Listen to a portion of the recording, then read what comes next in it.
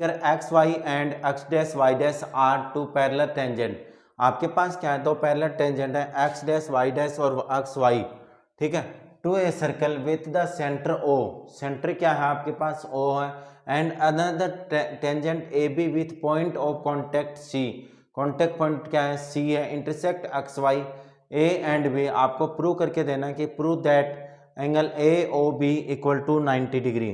तो ये जितना ज़्यादा बार आप इम्पोर्टेंट लगा सकते हो उतना इम्पोर्टेंट क्वेश्चन है ये बोर्ड के लिए, और 100% रिपीट होता है, ठीक है। अब देखो बात अगर करूं मैं आपके पास कॉन्टेक्ट सी पॉइंट की, तो हमने ये एक लाइन ड्रॉ कर देते हैं जो इसमें मिला दिया, ठीक है। अब क्वेश्चन की बात करते हैं, क्वेश्चन में आपके पास क्या है, देखो आपको क्या कह रहा है कि सबसे पहले मैं क्या करता हूं कि आपको बताना है कि एंगल ए ओ बी क्या होना चाहिए, 90 डिग्री होना चाहिए। हमें प्रूव क्या करना है, एंगल ए ओ बी क्या होना चाहिए, 90 डिग्री होना चाहिए। तो उसके लिए देखो क्या है कि आपके पास अगर ये ट्राइंगल और ये ट्राइंगल अगर कॉन्ग्रेंट हो जाए, ये ट्राइंगल और ये ट्राइंगल कॉन्ग्रेंट हो जाए, तो मैं क्या कर सकता हूँ कि एक स्ट्रेट लाइन को 180 करके उसको क्या कर सकता हूँ, प्रूव कर सकता हूँ। तो मेरे पहले देखो मेरे को गिवन क्या क्या है, गिवन क्या दिया है, देखो मेरे पास गिवन में आपके पास क्या है कि आपको एक्स एंड वाई डैश और टू पैरेलल लाइन है, तो X Y parallel to X dash और वाई डैश, दो चीजें तो ये दी हैं। एक आपको क्या दिया है, ए बी टेंजेंट है, टेंजेंट ए बी क्या है, टेंजेंट है, तो ए बी टेंजेंट, ठीक है, ये दो ही चीजें दी है मेरे को। अब मैं क्या करता हूँ, कंस्ट्रक्शन मेरे को पहले प्रूव क्या करना है, मेरे को प्रूव करना है angle A O B equal to कितना होना चाहिए, 90 डिग्री, ए ओ बी कितना होना चाहिए, 90 डिग्री होना चाहिए, ठीक है।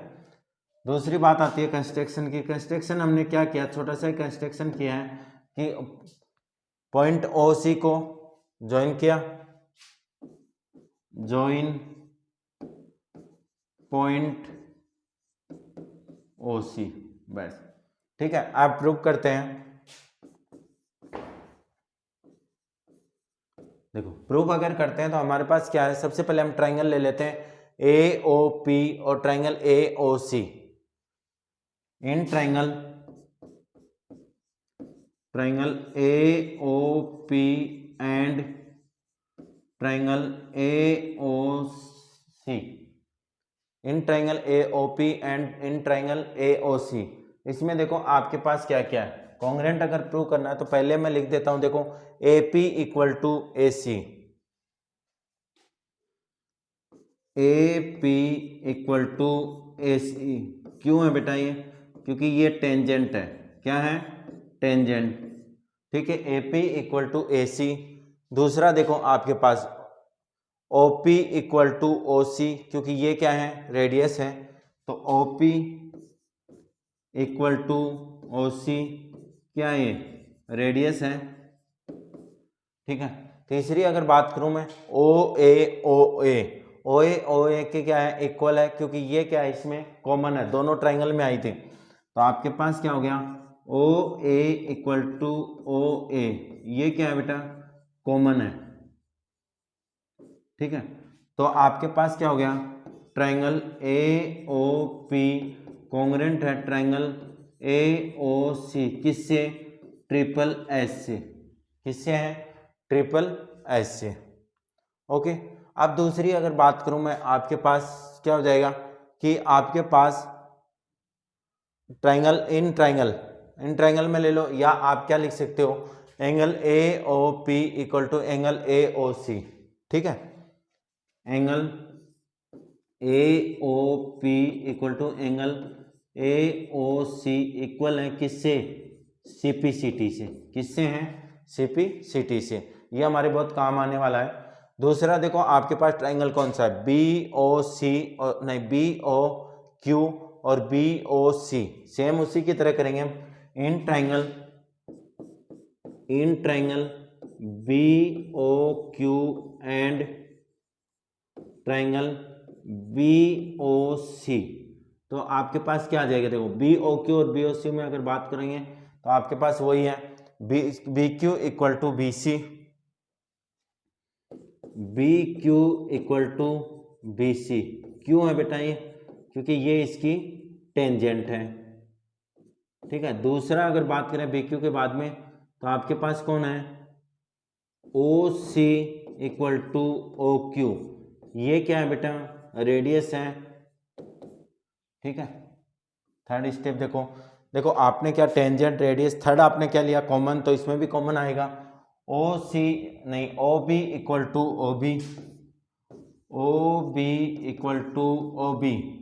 ये क्यों है बेटा, क्योंकि ये आपके पास कॉमन है, ठीक है। O B equal to O B, ये क्या है, कॉमन है। तो triangle B O Q congruent है ट्राइंगल बी ओ सी, किससे, ट्रिपल एस से। तो सीपीसीटी से क्या हो जाएगा, एंगल बी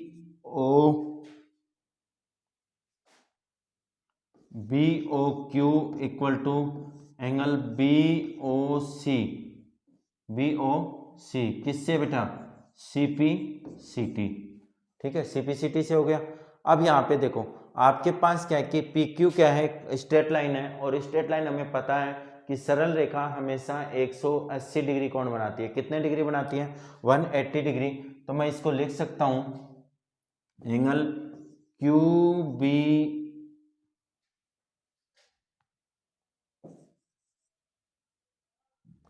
ये क्या आ जाएगा, angle B O Q plus angle B O C plus angle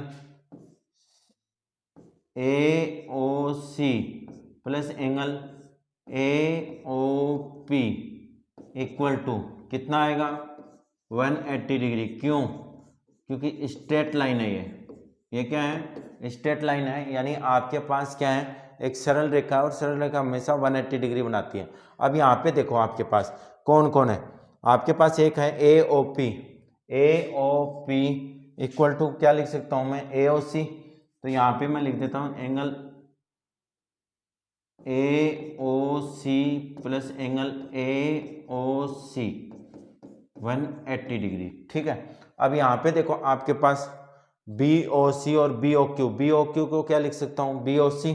तो angle B O C plus angle B O C. अब यह है कि सर आपने बी ओ सी लिखा, लेकिन इसको तो हम क्या लिख सकते थे, बी ओ क्यू भी तो लिख सकते हैं, लिख सकते हैं बेटा, क्योंकि ये दोनों क्या है, एक दूसरे के इक्वल है।